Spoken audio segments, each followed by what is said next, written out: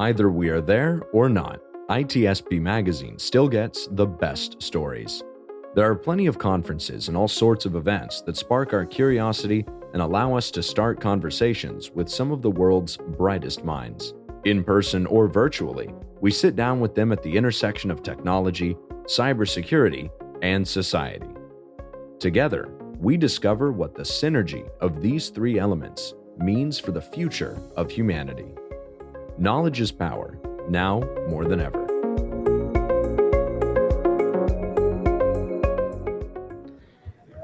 Here we are. This is Sean Martin with ITSP Magazine, and I'm coming to you from the US. And we have a very large group of folks coming to you live from Prague. Even though you're probably listening to this in recorded fashion, they're all competing in the cyber challenge for Europe. Specifically, it's the European Cybersecurity Challenge, running from September 28th through the 1st of October. Exciting times there. We're there with our good friend Jessica Gulick from US Cyber Games. And Jess, you're going to be our on-site reporter for today. Thrilled to see you. Glad to see this taking place in Prague. I can hear the energy in the background. You have a group of folks there with you. Maybe if you can just hand it over to Giannis, and we'll get things started. Absolutely. I'm having a ton of fun out here in Prague with the ANISA team, and then all of the various countries are here representing and competing. Yanis, do you want to kind of walk us through who's here in the room with us? So yes, hello from me as well. It's great to be back again to this podcast. We've gathered here today in Prague for the European Cybersecurity Challenge. Together with us, we have my colleague Adrian, who is the program manager of the ECSC on behalf of ANISA. We have Pedro, who is leading the Portuguese team. We have Petro, who is the organizer of the challenge.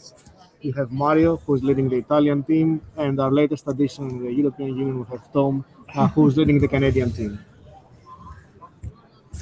So I'll just pass the floor to my colleague Adrian, who is responsible for, on behalf of ANISA, for the European Cybersecurity Challenge, to explain a little bit about the number of teams that are participating in the competition and the details and the rules of the ECSC. Adrian? Hello. Fantastic. I'm Adrian Belmonte. I'm the project manager from ANISA for the European Cybersecurity Challenge. This is my fourth year of my third competition. Last year it was not possible to done it due to the COVID. Okay, we have now here supporting the organization, which is Czech Republic this year, they are doing an amazing job, to be honest. How did they get selected as the host? Normally it's voluntary. Voluntary, okay. They say that they are interested, and the steering committee, which is the management board for the European Cybersecurity Challenge, normally approves without many problems. So we have 3 countries already interested. Next year we will do the challenge in Austria. The following year will be in Norway, and in Italy there will be next one. So we have at least 3 countries more interested.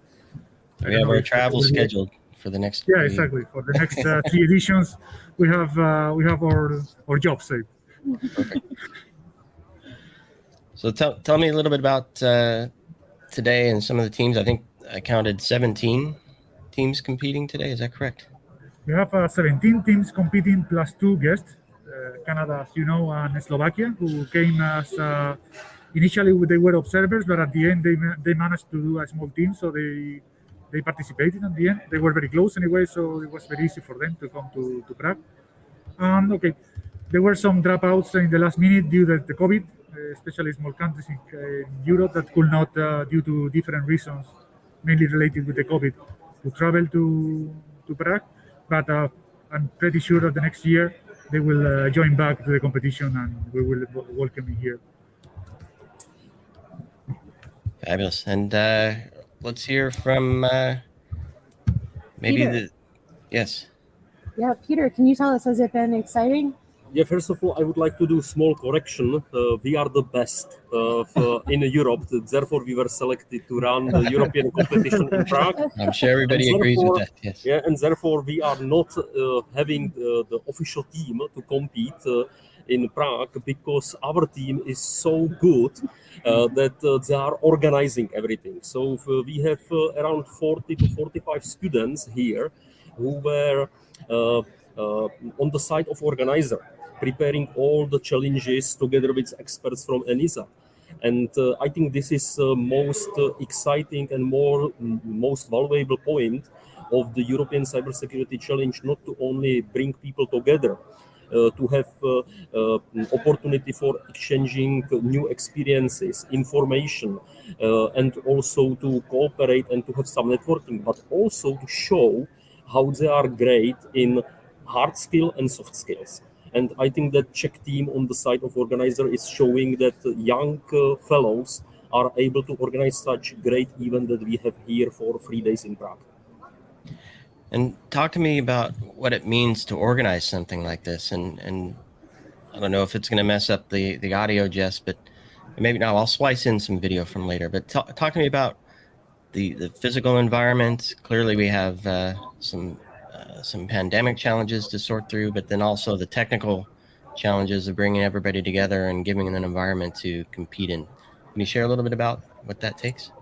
Yeah, quite frankly, it's a lot of stress and a lot of spending time for making, let's say, great final product.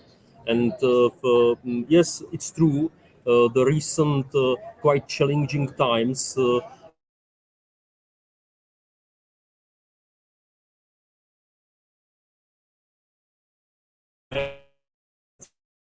they drop off from the event, but we still teams from around the globe are in Czech Republic, and we are really very happy that we can welcome them all in Prague and to have this meeting. The first thing is to prepare challenges. This is, I would say, most difficult part because you have to be innovative. You have to find people who are, let's say, enough. They have enough knowledge and skills to prepare such challenges for the best from Europe. We don't have only some cyber enthusiasts here, but we have really great team members, best ethical hackers. So to prepare for them, the challenge is really, really very challenging. The second thing is all the logistic stuff behind. And we have a team of maybe 15 people who prepare for everything connected to hotels and catering and make this environment safe. And of course, including all the anti-pandemic and anti-hygienic measures, what is really necessary nowadays. And shortly said, I think that we did quite well. And everyone is satisfied, and this is our award. That young people and all the team leaders and coaches are saying, yes, European Cybersecurity Challenge in Prague is one of the best. So thank you very much, guys.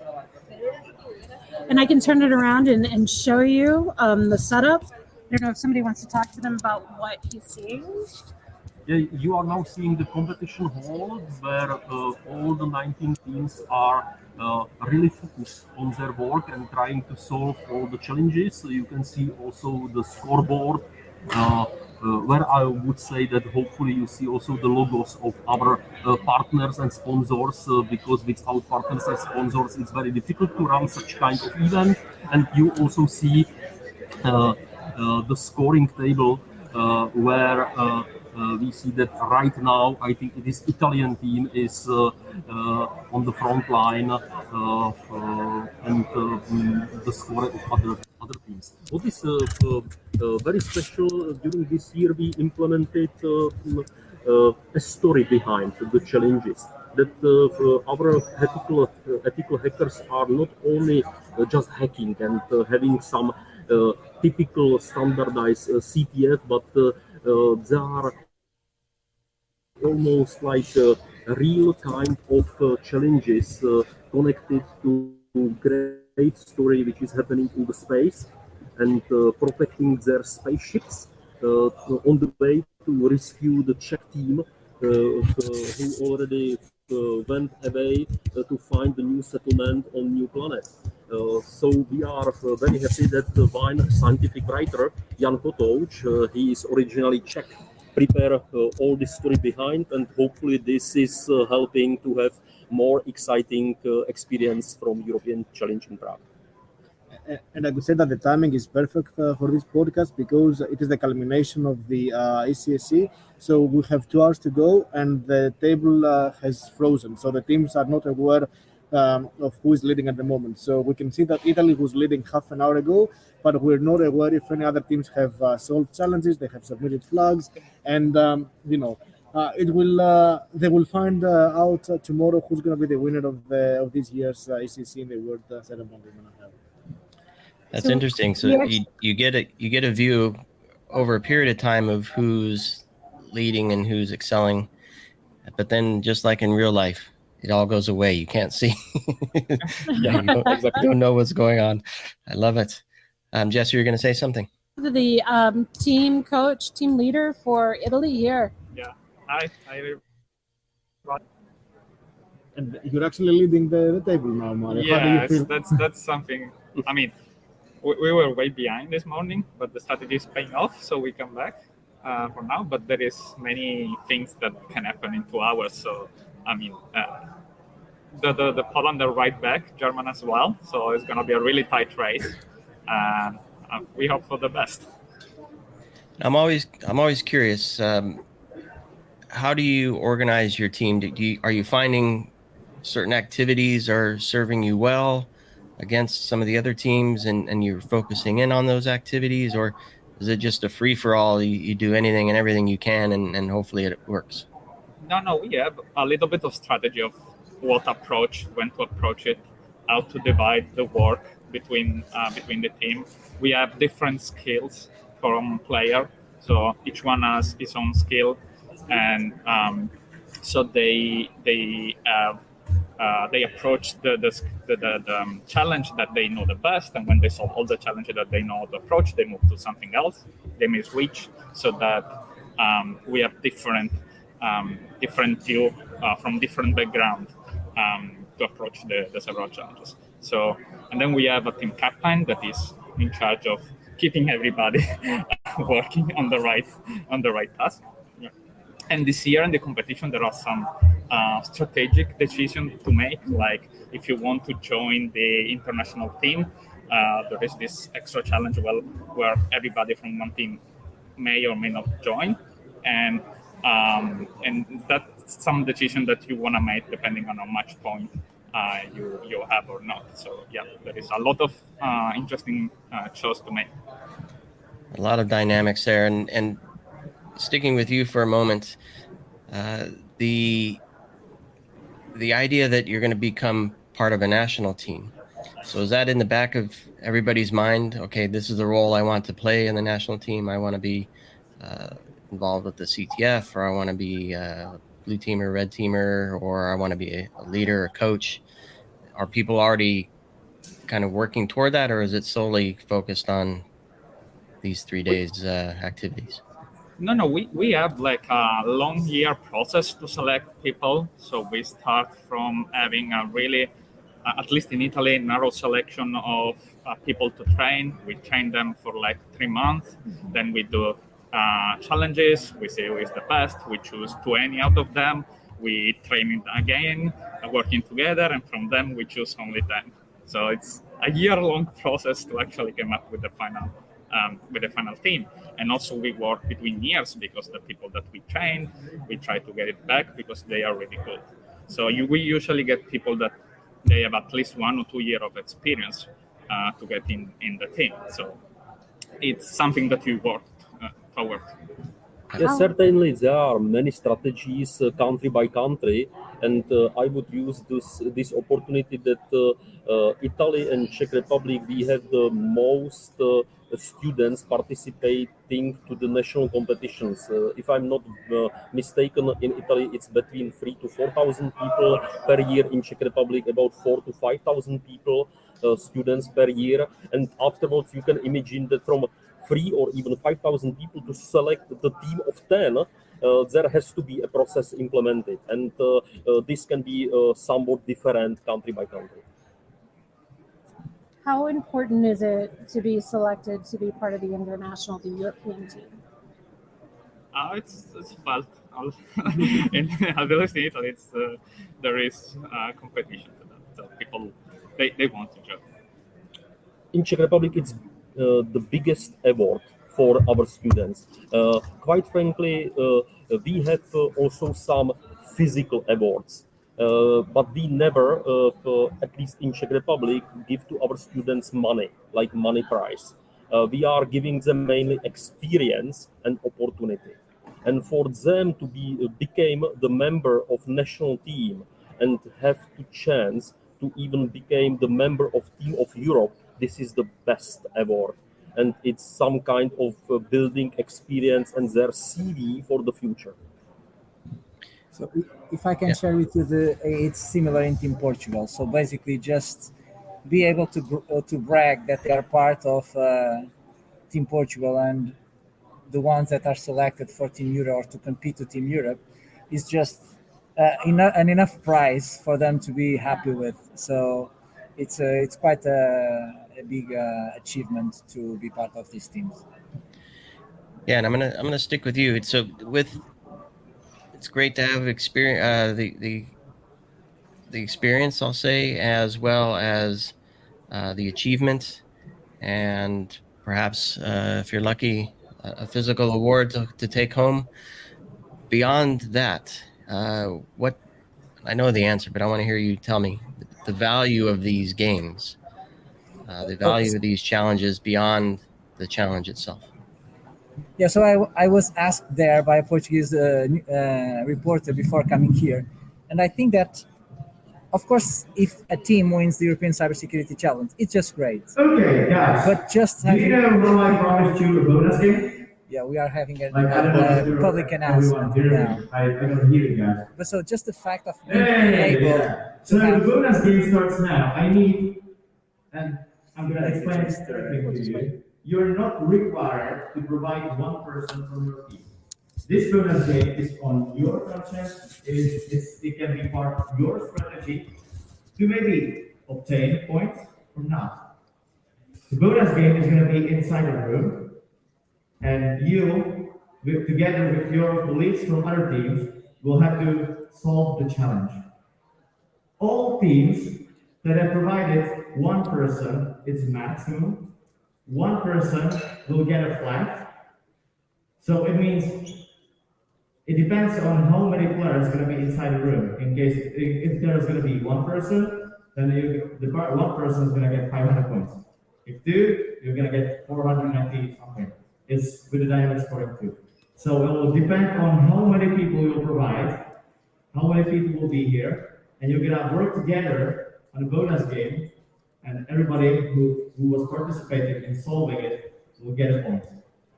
So you have exactly 1 minute to bring Guy here or not. In 1 minute, I'm going to go. I'm not going to come back, okay?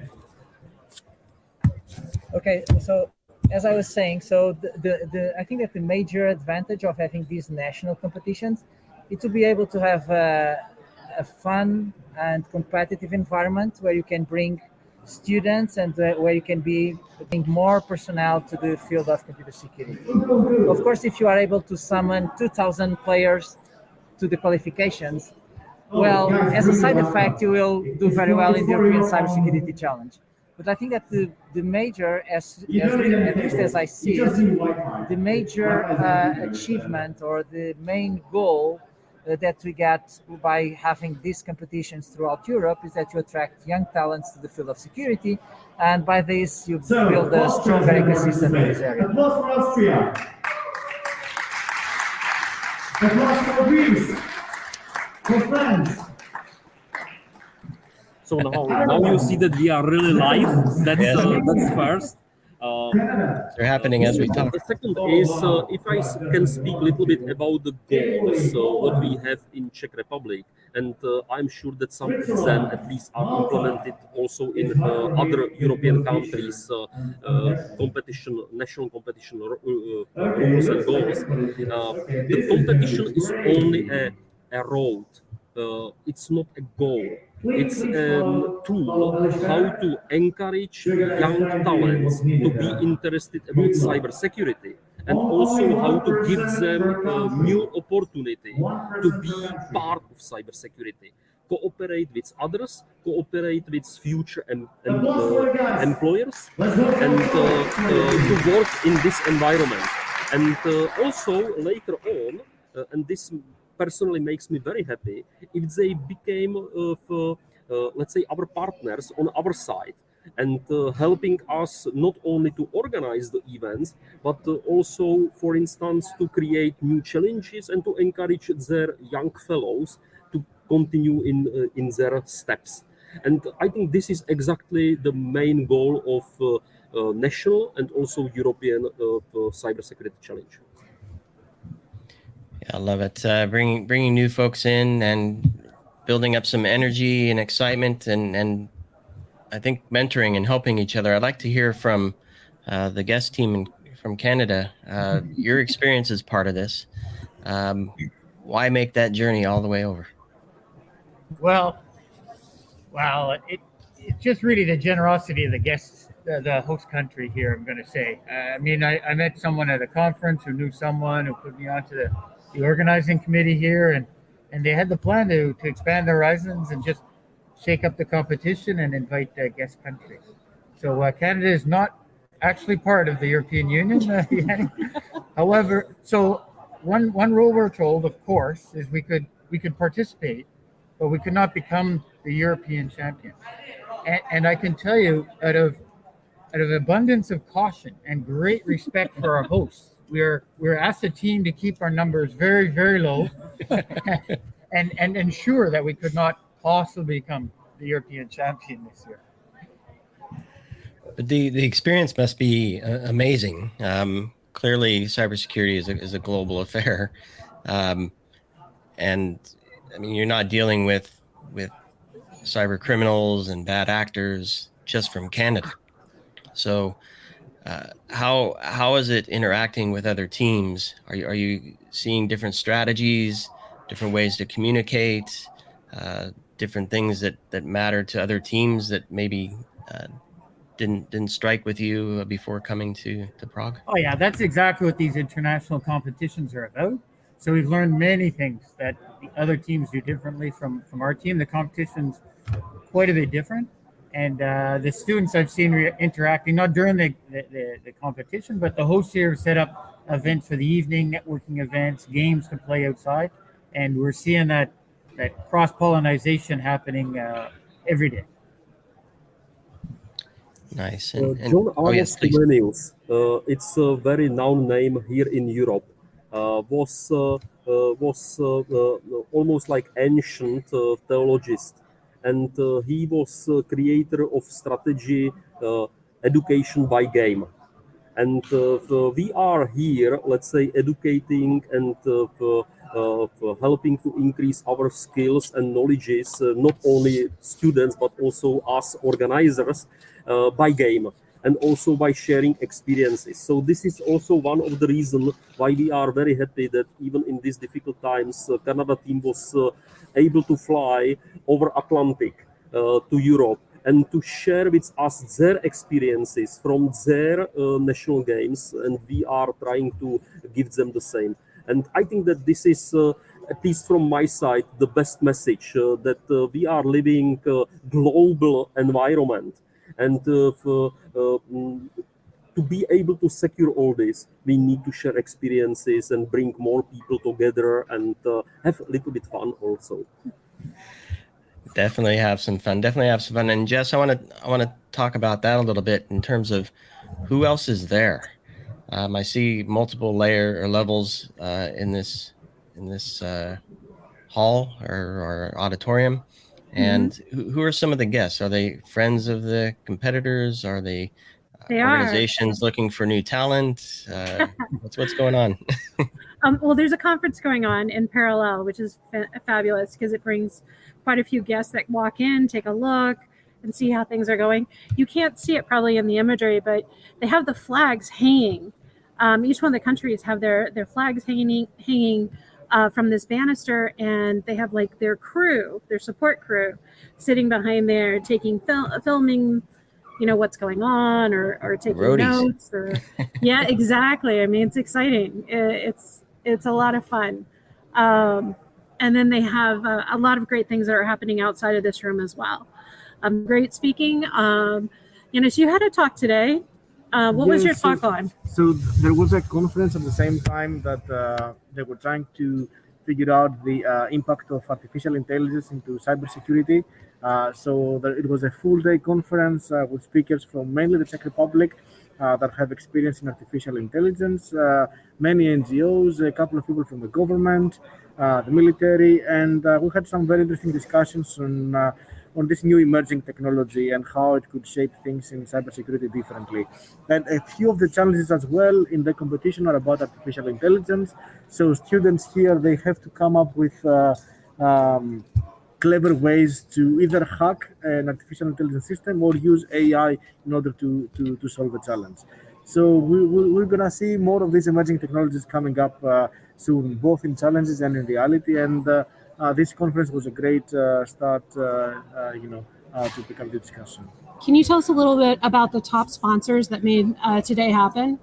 Who were they? I have no idea. I see Palo Alto's here. Yes, PNC is here. Palo Alto, Skupina, Setin, Aleph, Gordik. I mean, these are sponsors that the Czech Republic have brought to help them set up everything. I don't know, Adrian, do you have any information? I don't have much information about AFSEA, which is the main organizer. We are the supporters. Mm-hmm. Palo Alto is a very well-known actor, so I think it's not the presentation. And of course, they have booths outside, and PwC, I think I saw at some point, and people stop by, they ask information about cybersecurity professions and careers and how they can be involved. So it's a great event. And Cisco is here as well. Cisco. We're having a lot of talks here about planning for the international conference and how we can bring in some corporate sponsors to make that happen. So that's kind of one of our asks, I think, from each country. And then as an overall for the international games, to try to bring in some commercial sponsors so that we can really make the best event. And of course, with commercial sponsors, our athletes get, I would say, extended access to opportunities for jobs and perhaps some further education as well.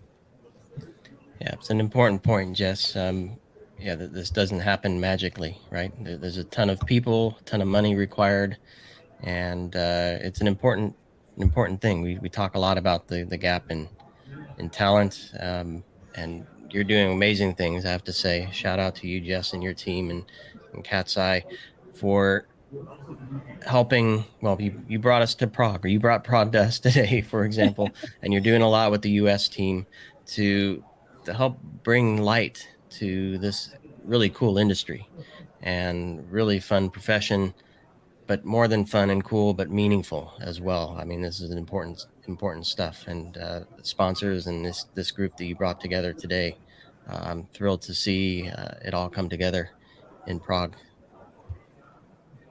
Fantastic, Sean. We really appreciate you bringing us and our story onto your program.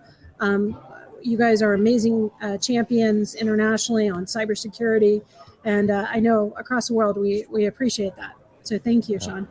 My pleasure. And Marco sends his best. I'm sure he'll say cheers to the Italy team for holding that top spot when it was last recorded. Maybe Jess, if I can get a full shot of the whole crew there, yourself included, with a nice thumbs up or a wave or something, and not me. I want the, Can you see us? solo. There we go. I didn't need to see my mug. Should we take the mask for the picture? Should we take the mask for the picture? I don't want to put anybody at risk. You do it. For 2 seconds, yes. A nice wave or something. and we'll capture that. It's lovely to see you all. I wish you all the best success with this event and beyond. I really appreciate you taking the time to share with me what's going on there. And Jess, thanks for helping to organize this and bringing us live recorded anyway from Prague.